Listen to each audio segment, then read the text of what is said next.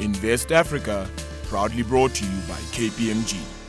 I have my guest Koenraad Bezuidenhout, Executive Director at Manufacturing Circle, Robert Houdet, Director at NACAM, and Simon Schaefer, Senior Analyst at Frontier Advisory Services. Gentlemen, thank you again for joining me. We've had robust discussions in the first half, but I also think it's time to shift our focus to the more sexier aspects of the automotive industry. And I'll come to you with that, Simon, and let's talk about electric cars. There's a big buzz about electric cars globally, but let's bring this down into an African context. Is this a priority for African governments?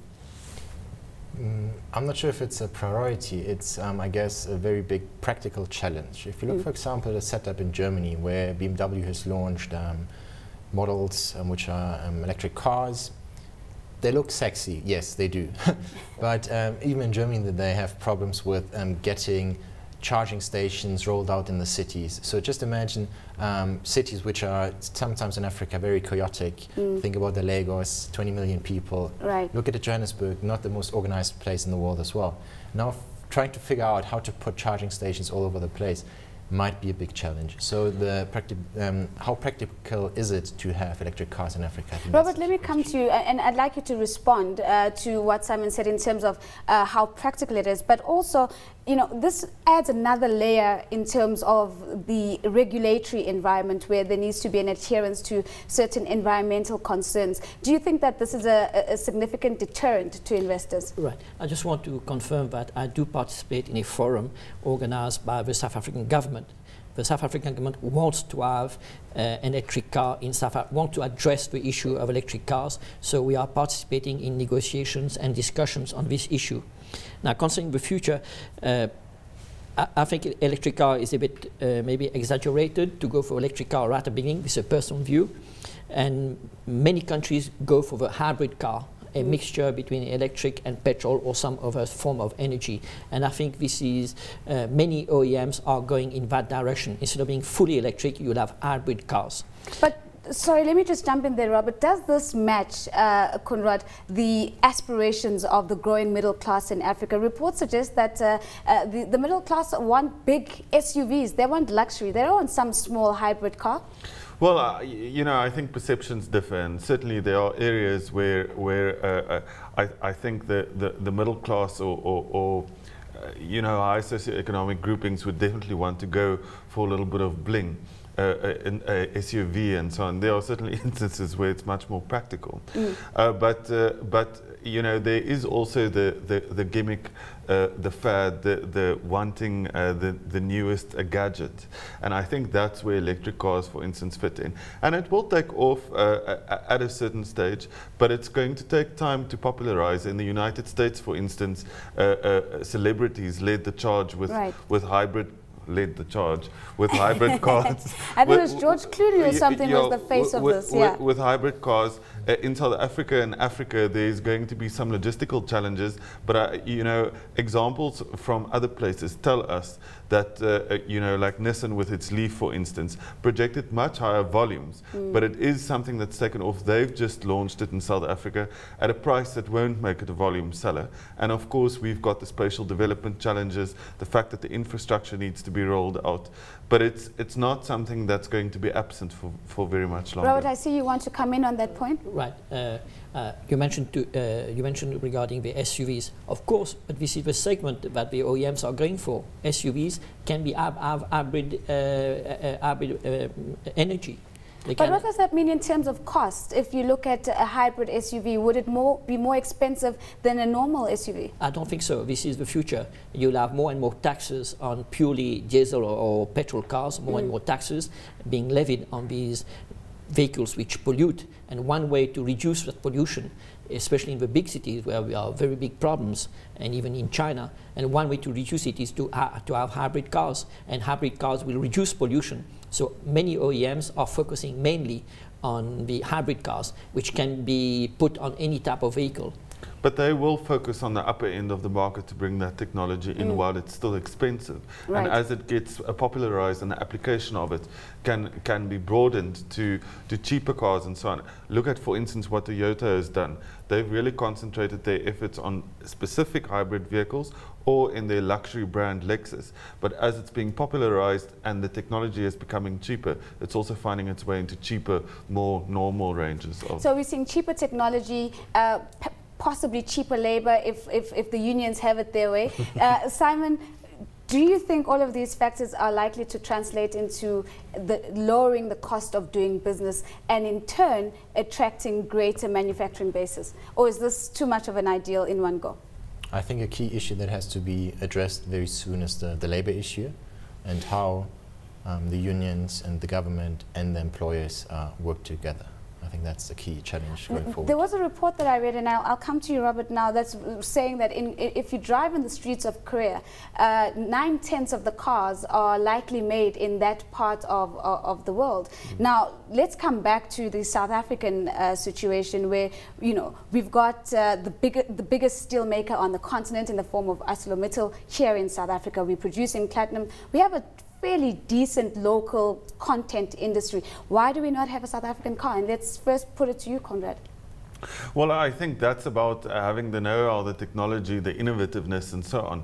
Remember, the countries that do where OEMs originate from are countries where you'll find that there's been cultures of centuries of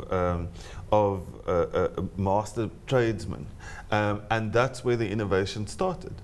South Africa, of course, much younger country, you know, we've only been in existence for a fairly short time. That's had a role. The way we industrialized was different. Our stage of development is different. But also, if we are going to arrive there, then I think you know, what happened with our electric car that we tried to have in South Africa, the Joule, is very important lesson that we've learned. Private sector money will have to come to that project. But before private sector money will go there, there needs to be a demand to satisfy. So if we can identify a demand to satisfy in the automotive sector, there's no reason why we can't have our own car. That demand's just not there. It hasn't been identified yet. So it seems as if domestic demand is not as robust as we'd like to have it. But in the interim, before we get there, we also have megacities taking shape on the continent, and this is on the back of rapid urbanization. Very interestingly, I'd like to get your insights on this, Robert. Do you think that the African middle class are going to be able to transition towards prioritizing access over ownership of cars, because that's what these mega cities are going to demand? Maybe at the beginning everybody would want to have his own car, but in Europe, my son, he doesn't want to own a car. He only wants to use a car. And when he's in Europe, he doesn't know where to park the car. And it's always dirty. He can't have a place to clean it, or it's very expensive to clean. He doesn't want to own a car. He just wants to have usage. But maybe before that mentality comes to South Africa, it might still take some time, because here we must also bear in mind that South Africa or Africa has got plenty of open spaces, and people want to drive out. And although we go inside mega cities, but people who want to go out and travel outside of these mega cities. Would you concur that that's something that's not likely to happen in South Africa, that our social aspirations are still very much underpinned by what we drive? Yes, you can't drive your house to a club. That's true too. I was saying. But for example, you look at the setup of Lagos. It's congested. Yeah. And time is money, especially for a Nigerian. So if you think about having private ownership of cars, you're putting more cars on the road. So I think there should be a move towards public transport. And in Lagos, you have interesting developments around light passenger rail. In South Africa, we have talks of extending the Gautrain network in Johannesburg, which will ultimately move people away from personal cars into public transport. Mayor Tau is very much, Parks Tau is very much in favor of the corridors of freedom, well, let's see how those ones pan out. But a move towards public transport is clearly, I think, a good choice. And before we get to public transport and before we wrap this, I want for us to touch on the Asian aspects of this conversation. I mean, we've seen Indian auto manufacturers as well as the Japanese in particular, really, taking strides ahead of their competitors in terms of the volumes that they're driving into the continent. From your perspective, Conrad, what have they gotten right that other manufacturers are finding difficult to latch onto? Well, Asia is not a monolithic block. And so the different players, Korea, Japan, China, have all followed very different strategies. China, I think, is going to catch up much quicker to Korea and Japan than Korea, for instance, took to catch up to Japan. And I think what they do right is that there is disciplined technology in their businesses. But then, as far as the Chinese are concerned, also much less regulatory burdens to deal with, and of course the conditions for labor in that country is not half as favorable as it is for labor in South Africa or some of the African economies, which means they've got less costs of compliance to deal with. That makes it possible for them to come in at a competitive price, while their quality may not be that great, their technology may not be that great, and of course the demands for sophisticated technology in Africa, as far as transport is concerned, is not that high at the moment. Final comments from Robert? Before coming to South Africa, I spent 3 years in India. And one thing I'd like to bring forward, you mentioned that the possibility of creating a car for South Africa or for Africa. In India, there's 500,000 engineers coming out of universities every year.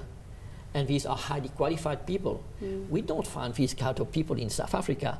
So they have a highly qualified labor force, and they are going to make strides into the future. They are capable. Mention the quality of cars.